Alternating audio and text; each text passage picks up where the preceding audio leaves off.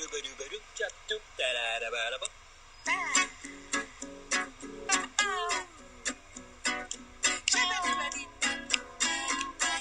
toi.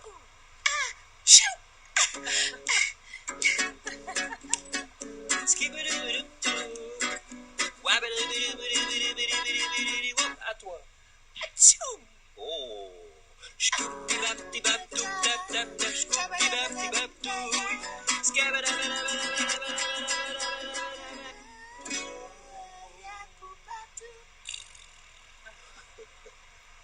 Yeah. Bonjour Marc. Salut les docteurs Zinzin. Bonjour, salut. Alors, Zinzin, vous en avez l'air, hein, je vous le dis. Je dis pour nos internautes que vous êtes à l'hôpital des enfants, hein, l'hôpital Reine-Fabiola. Ils entendront peut-être un petit peu de bruit, mais c'est la circulation, c'est normal, il fait beau. Pour une fois qu'on en profite à Bruxelles, hein, c'est bien. Les docteurs Zinzin, pourquoi est-ce qu'on vous appelle les docteurs Zinzin, dites donc? Parce qu'on est un peu toc-toc. On joue des docteurs. Donc on intervient dans un hôpital qui s'appelle l'hôpital des enfants et on joue des docteurs.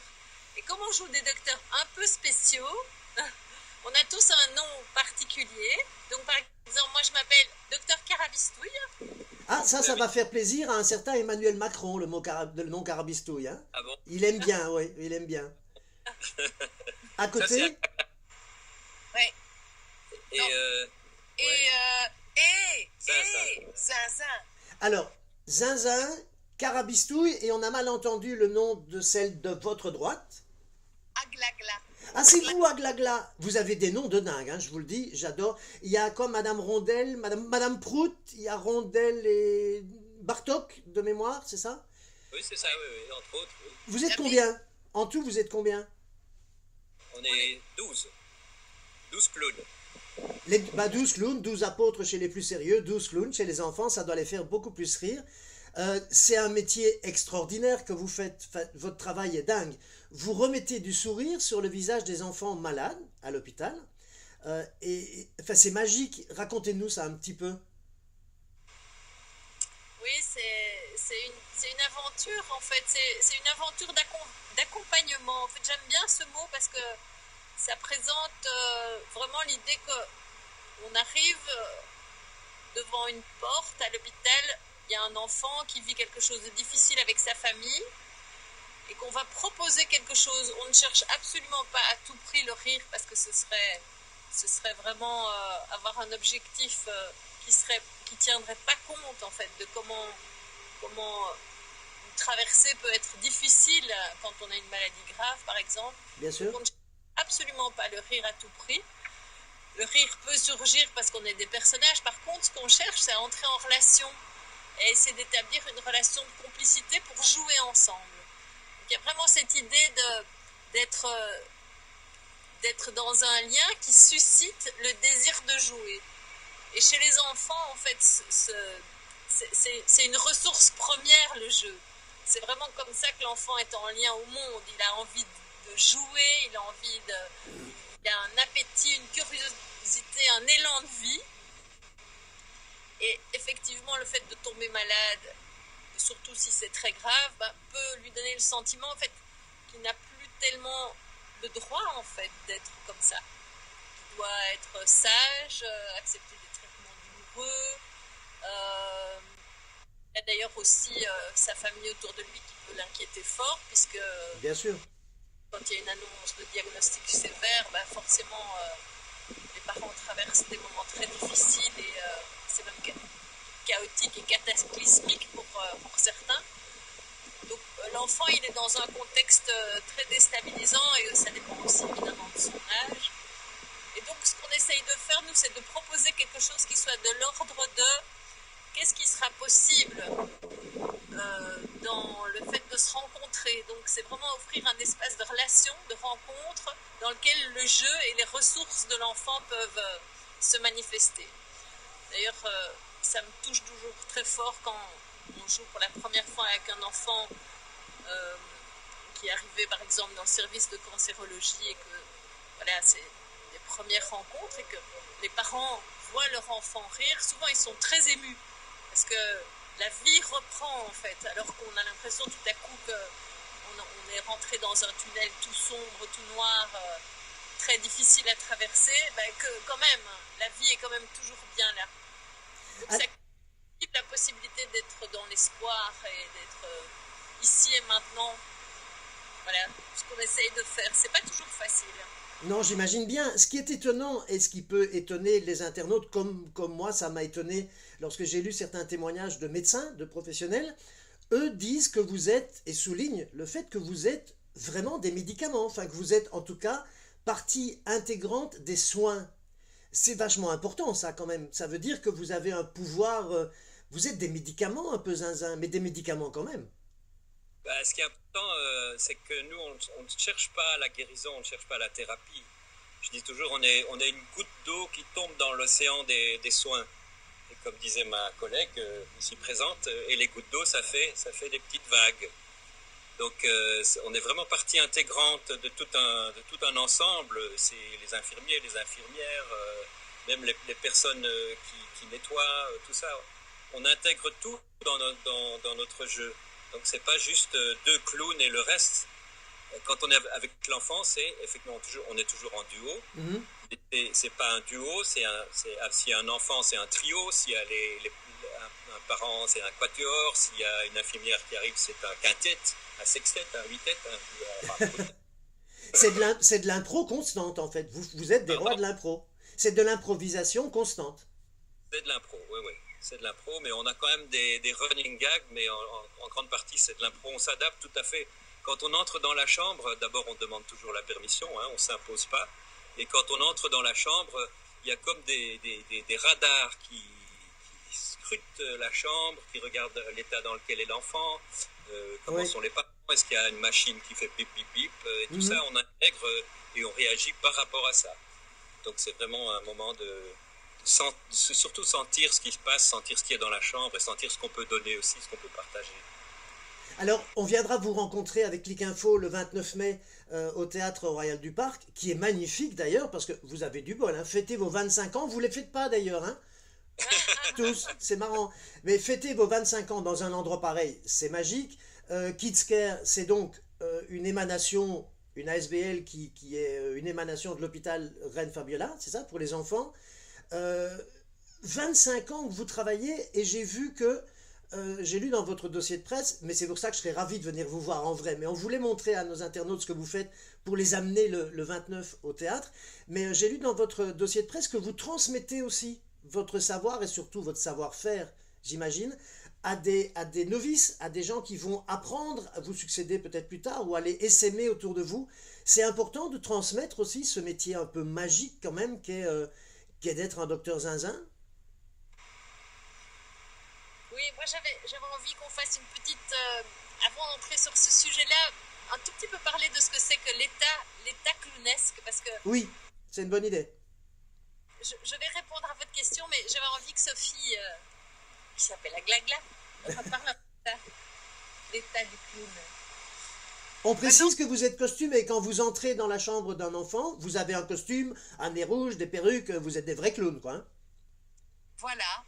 On est, enfin, des perruques, on a en tout cas un vêtement très coloré, pas tout à fait comme on peut s'attendre à trouver dans un hôpital, donc on est un peu bizarre, un peu rigolo.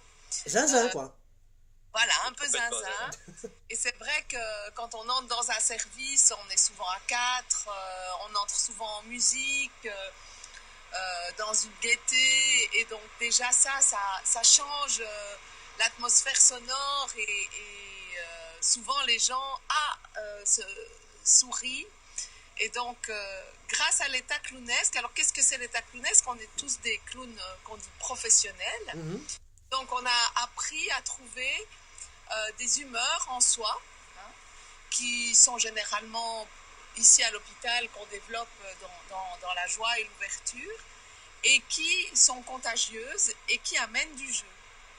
Et donc, ça nous permet de contacter, que ce soit la femme d'ouvrage, le papa et évidemment surtout l'enfant, dans beaucoup de joyeuses maladresses. Quelque chose comme ça. Parce que le personnage du clown, en fait, il a fait un peu ami avec ses parts de faiblesse. avec sa vulnérabilité. Il vient avec sa fragilité pour renforcer finalement un enfant. Ouais.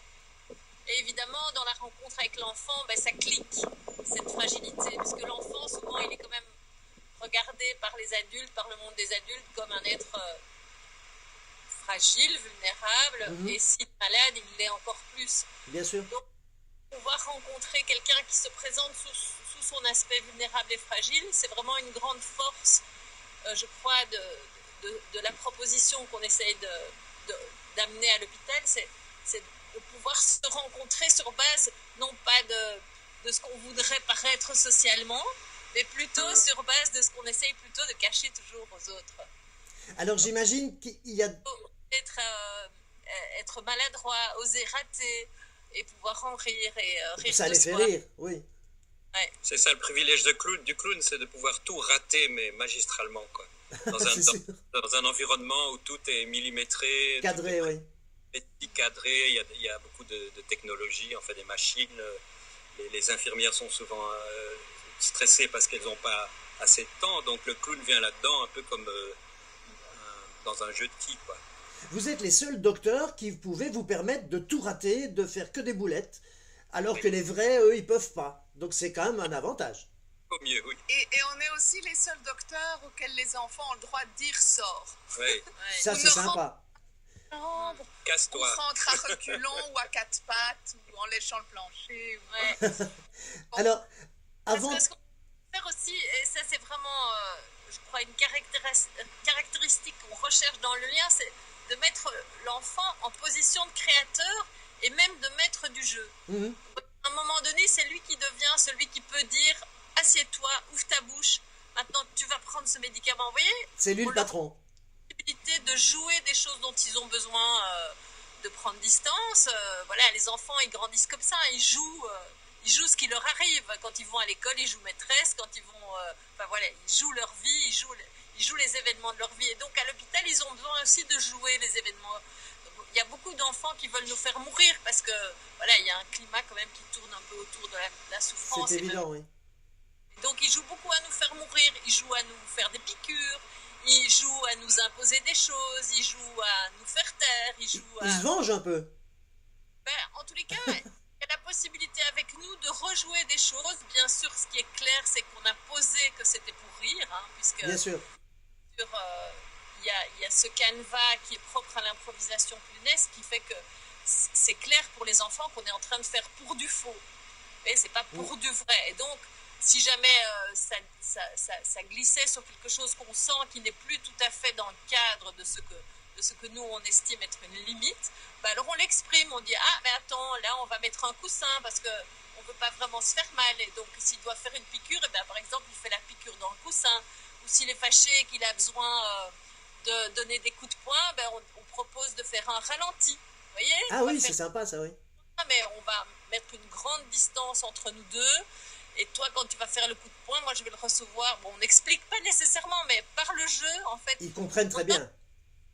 On offre des espaces de rejeu de ce qui peut avoir été difficile pour eux. Et libre à eux de le remplir. Vous voyez, ils Bien peuvent sûr. venir... Et à nous d'être habiles pour trouver comment jouer et trouver une fin. Parce que ça aussi, c'est très important, c'est que notre intervention, elle se place dans un début, un milieu et une fin, et que donc, à un moment donné, on se dit au revoir. Et que ça aussi, ça devient un rituel entre les enfants et nous, c'est que, voilà, on n'est pas là pour toute la journée. Et voilà, il y a un moment où le jeu s'arrête. Alors, Parce qu'on revient à chaque semaine, quand même. Voilà, j'allais venir avant de parler de ça, après on reviendra à la transmission, parce que j'aimerais que vous en parliez, mais je vais quand même en profiter pour dire grâce à qui je suis en contact avec vous aujourd'hui.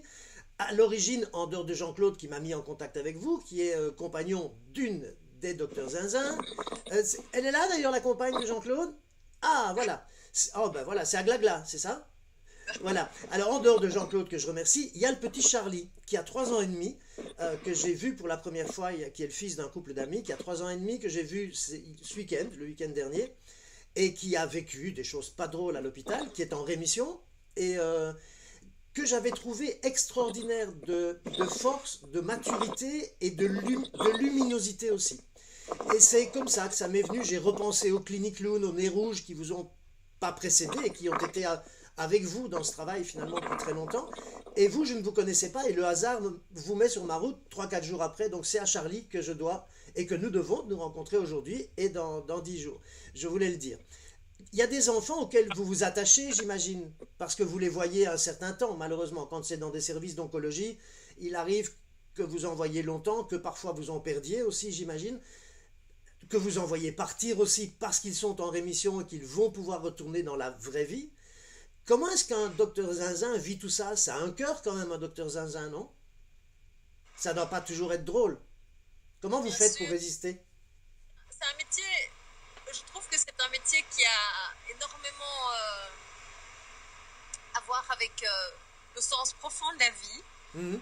Euh, Moi, je me sens en fait très touchée et très intensément vivante de pouvoir partager ces moments je dirais, si profondément humains qu'il nous est offert de vivre ici à l'hôpital parce qu'il y a un enjeu qui a à voir avec la souffrance, avec la maladie, avec la mort. Et donc, on reçoit beaucoup. J'imagine. Bien, bien sûr, il y a une dynamique d'échange et nous, on propose, mais aussi on reçoit beaucoup. Et moi, je me sens beaucoup dans la gratitude de pouvoir rencontrer des enfants qui sont malades et, comme vous le dites si joliment, peuvent nous apparaître comme la lumière d'eux-mêmes, tout comme leurs parents. Parce que vraiment... Ah, les parents, c'est très difficile à vivre. Et soit ça les solidifie, ce que m'expliquait le couple d'amis, qui se bétonnent avec la maladie du petit, et d'autres, par contre, éclatent. Et tout ça doit être... Ça fait partie, tout ça aussi, de votre travail, de vos ressentis. Donc, comment est-ce que vous arrivez à... Vous devez mettre une cloison à un moment pour ne pas souffrir, vous, des situations?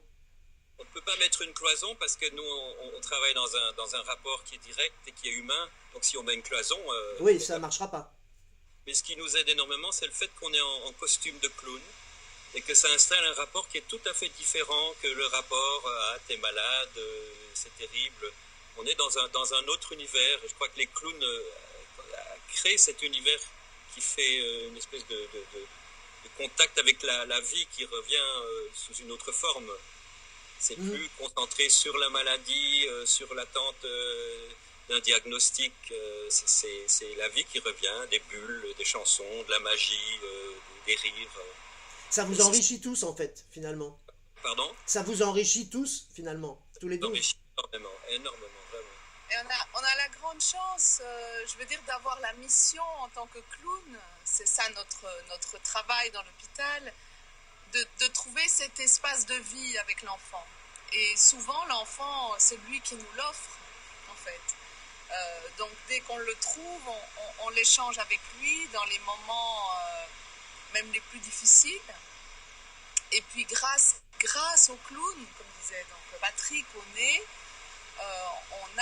et au personnage qu'on a, voilà, ça nous permet d'entrer dans ce moment de jeu ou de poésie ou de présence ou de questionnement. Mais on a la grande chance, voilà, si on arrive à trouver le bon fil. Et si on ne le trouve pas, on dit qu'on ne le trouve pas. Et ça fait du bien à tout le monde. Et ça peut les faire rire. Ah oui, puis ça nous arrive, on dit, bah alors moi je ne sais pas du tout quoi dire, Voilà. je ne sais pas quoi faire. Et ouf, enfin voilà, on a pu le dire. Donc, et puis, je rajouterais quand même que ça arrive effectivement qu'on puisse s'attacher à un enfant. J'imagine, oui. Parfois un peu trop.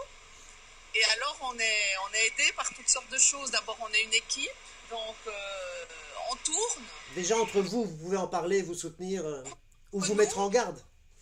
Voilà, pour rester dans le rôle qui est juste, qui est ce rôle de clown, et de ne pas dévier de cette là. Et puis, on a toutes sortes de personnes avec lesquelles on parle, on communique. Et Patrick et Renel, donc les fondateurs de Dr Zinzin, ont mis en place toutes sortes de supervision et d'échanges et de formations qui nous permettent de faire face à ces difficultés parce qu'on a développé quelques outils par rapport à ça, plus personnels, enfin des outils humains.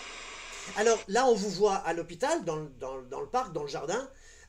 Est-ce que ça veut dire que vous êtes tous les jours à l'hôpital, que c'est un travail à temps plein, que les gens comprennent en quelques mots, c'est quoi votre vie de docteur Zinzin? Vous êtes à l'hôpital le matin jusqu'au soir, tous les jours, ou bien c'est un bénévolat en plus d'un métier? Non, non, c'est pas un bénévolat. On est payé, heureusement, parce que je crois qu'on pourrait pas le faire autrement. Et on est là 2 fois par semaine. Et donc, on arrive le matin. On fait d'abord un briefing entre nous. On regarde, on reçoit les informations soit des psys, soit des animateurs pour savoir comment vont les enfants, quels enfants sont là. Les évolutions de cas, j'imagine, quand il y a des cas Ouais. qui sont longs. Ouais. On est tenu au secret médical. On est d'ailleurs. tenu au secret médical. Et puis on va se costumer. Hein. On arrive soit de bonne humeur, soit de mauvaise humeur. Mais dès qu'on met le costume, il y a une alchimie qui se produit.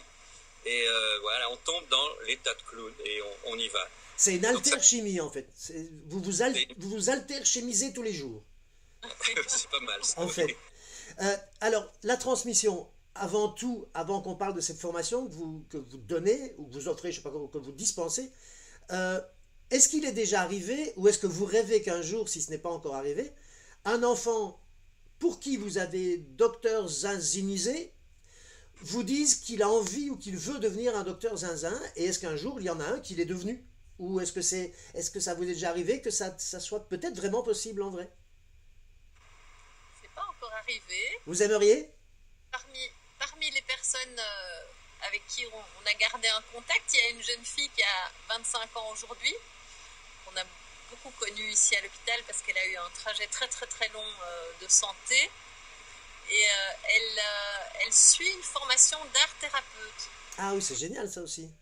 d'utiliser les vertus de l'art pour le bien-être, dans cet esprit que l'art est un média qui permet l'expression de soi On et est qui bien permet d'accord. libre, parce que justement il offre un espace d'expression.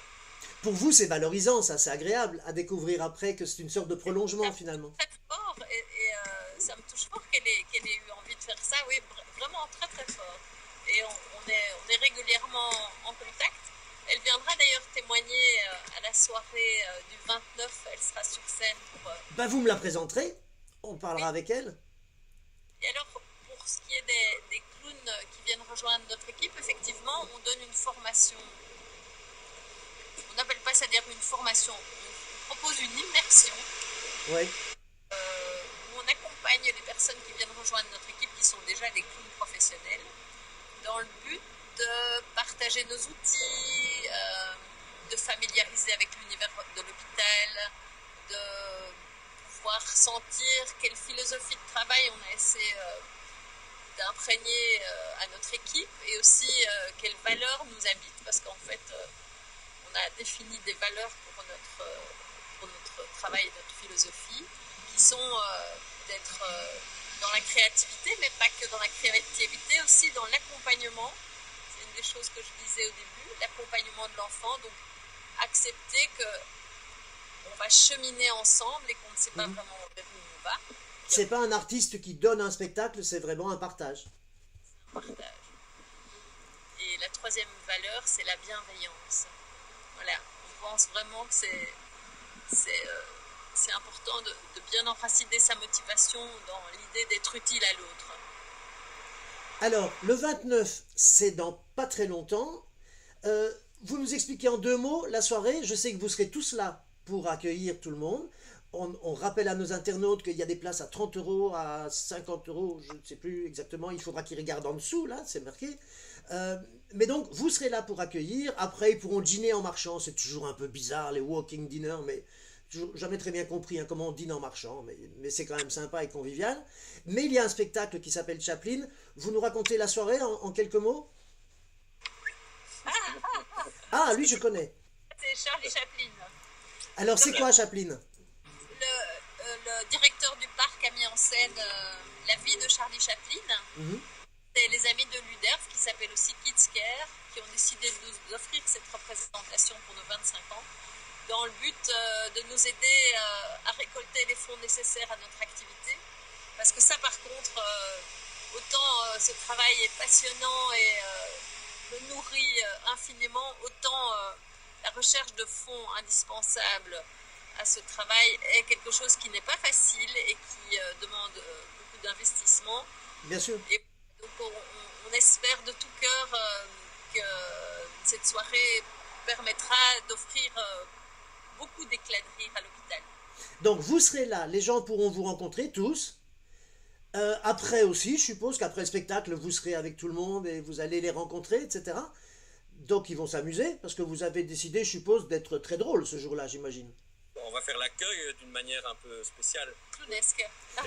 Costume de soirée, tout ça, comme pour Voilà. samedi en Angleterre, où ils vont tous sortir aussi leurs accessoires. Donc on recommande au public de venir un peu plus tôt parce que de 19h30 à 20h, tous les docteurs zinzin qui seront présents interagiront avec le public dès le parking. Donc dès que vous vous garez, vous aurez un clown qui viendra à votre rencontre pour vous guider Et ben c'est jusqu'à pour la ça. salle de...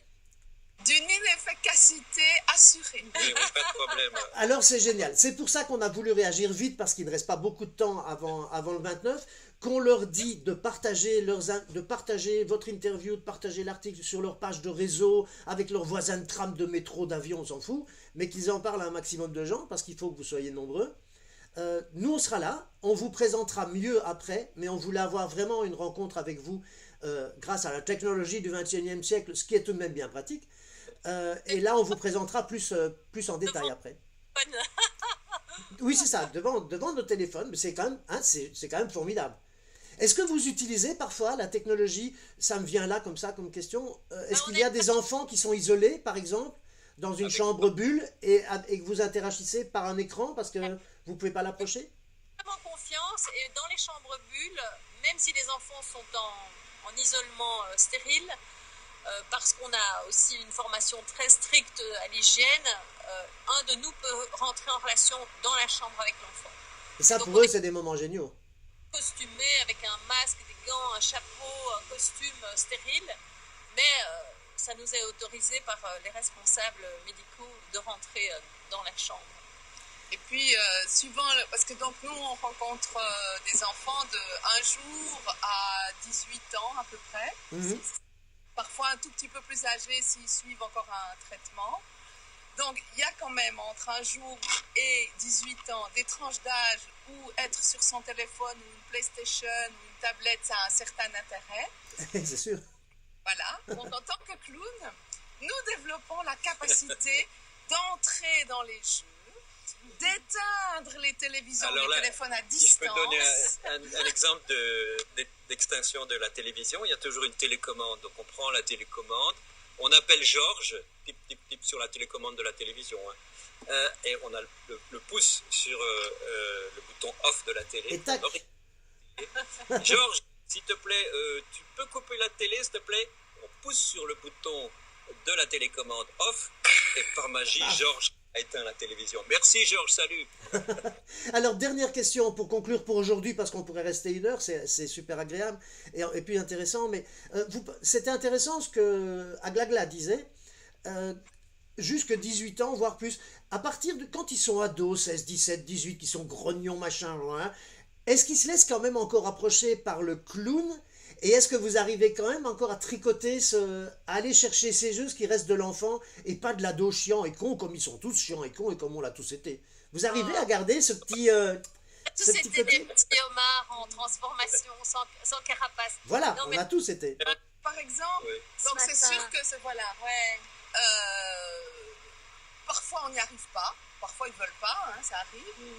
Et autrement, on se met évidemment sur le mode un peu provocation, dégage, éclaircis le plancher, t'as vu l'âge que j'ai, voilà, tu vas quand même pas rentrer, un peu sur ce mode. Ouais. Et donc ils sont un peu surpris qu'on entre dans leur univers. Ouais, on va pas venir t'embêter, on n'entre pas, quoi, on va pas te... Non, non, on va... Hein, Tout en entrant. Non, des clowns, ça, j'ai quel âge? c'est à quel Ah âge, non, hein, hein, quand même. Faut pas exagérer, quoi. Et puis, c'est petit à petit, ils se prennent au jeu, et souvent ça marche. Et alors, par exemple, ce matin, donc autour avec les éducateurs, on nous parle d'un...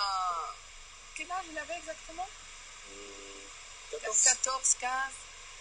Un enfant qui a été donc en chambre stérile pendant 30 jours, qui est là depuis longtemps, qui est déprimé, qui en a marre. Ça se comprend? Voilà. Et on entre dans sa chambre et qu'est-ce qu'il est en train de faire? Il est en train de faire ses valises pour rentrer chez lui. Mais pas tout de suite. Pas tout de Il ne sait suite. pas quand il va rentrer. Mais il s'apprête. Ah, Bon, là. les joies du direct. C'est bien la technologie, mais parfois... Ah, là vous êtes à l'envers, vous êtes à l'endroit, ça y est, je vous ai récupéré. Et donc, il nous regarde un peu, qu'est-ce que vous me voulez? Il continue à remplir son sac. Il y avait une aide-soignante qui était là, qui faisait son lit. Et on commençait un peu à parler avec lui. Hein. Et puis, dans les questions comme ça, on lui demande quel genre de musique il aime. Il nous dit le rap. On essaye de faire des raps, on fait tout à fait autre chose. On dérape complètement. Zinzin lui demande de nous expliquer ce que c'est un rap. Alors déjà, là, c'est super parce qu'il s'est vraiment pris au jeu. Là, ça tricote. Ouais, ça commence à tricoter. Il nous expliquait vraiment. Il nous dit, c'est des phrases plus ou moins de la même longueur et qui riment. Et alors, on peut dire ce qu'on a envie de dire. Alors nous, on commence à faire des rimes très mauvaises et un peu débiles, mais qui riment. Alors il nous dit oui. Hein. Et puis, on lui a proposé à lui de faire une rime. Alors il a commencé à nous dire qu'il ne savait pas faire ça. Puis on a un peu insisté et puis... Ah ben c'est toi qui te souviens de la phrase, j'ai oublié. Et alors, donc il est resté longtemps tout seul. Et alors il dit, mes parents m'ont abandonné comme un étranger. Sur un rap, ouais. Et il nous dit ça sur un rap. Ça veut dire que vous arrivez à les retrouver et que vous arrivez à n'importe quel âge à pénétrer la carapace du petit homard, comme disait Carabisto. Et alors on lui a fait promettre de continuer, parce que c'était vraiment chouette ce qu'il avait fait, de continuer à la maison quand il rentrait. On a fait Give me five, tu continues, tu écris un rap. Il a dit ouais, ok, je fais ça. Et quand on sort, il a la banane, quoi. Il nous fait Et donc, le but aussi, quand on va dans une chambre, alors c'est proportionnel, mais c'est qu'il y ait on espère en tout cas, qu'il y ait une petite transformation. Pas toujours celle qu'on attend, mais en tout cas, il y a quelque chose qui change. Et là, son visage change, hein, clairement. C'est Michael Christiansen, le fondateur des clowns, notre grand-père à tous, qui était aux États-Unis, et il disait ce qui est important, c'est de changer l'énergie. C'est vraiment une question d'énergie. C'est pas nécessairement rire, c'est vraiment on arrive, il y a une énergie basse, et quand on sort, on essaie qu'il y ait une énergie. C'est ça. Hausse. Alors, moi, j'espère que moi, j'ai envie de venir prendre une bonne dose d'énergie le 29 mai. Hein. Je vous le dis, je serai là. J'espère que vous m'en donnerez beaucoup de l'énergie aussi, parce qu'on en a tous besoin, quel que soit notre âge. Et je vous remercie d'avoir accepté comme ça, brûle pour point. Là, on est clair, on est jeudi après-midi. Ça s'est fait très très vite, donc j'ai pas eu le temps de venir vous voir, mais on se voit quand même. Le 29 mai, je serai là, au Théâtre Royal du Parc. Je rappelle que c'est donc il vaut mieux être là vers 19h, hein, si j'ai bien compris. Il y a vous d'abord à l'accueil, il y a le spectacle, il y a un walking dinner après. Et puis il y a le contact avec tous les docteurs Zinzin, donc ça risque d'être non seulement drôle, mais surtout utile pour les enfants. Et puis il vous faut des pépettes, donc que les gens viennent nombreux et puis qu'ils en parlent à tout le monde. C'était le but un peu de cette rencontre d'aujourd'hui. Merci à tous les trois. Merci beaucoup. Est-ce que je peux une jeune adulte que j'ai rencontrée qui était venue en visite ici à l'hôpital pour dire bonjour après la fin d'un long traitement en oncologie, il avait dit les moments qu'on a partagés, c'est des petits moments de bonheur pur que je vais garder en moi toute ma vie. Alors merci de m'en avoir donné un tout petit bout déjà cet après-midi. J'espère que vous allez en donner à plein de gens le 29 et que la salle sera pleine. Moi je prends pas beaucoup de place, ça va. J'ai 56 ans, je suis plus tout à fait kid, mais je peux mettre une tétine dans ma bouche éventuellement ou faire une bêtise quelconque. Merci beaucoup à tous les trois et au 29 mai. Au revoir. À bientôt. À bientôt.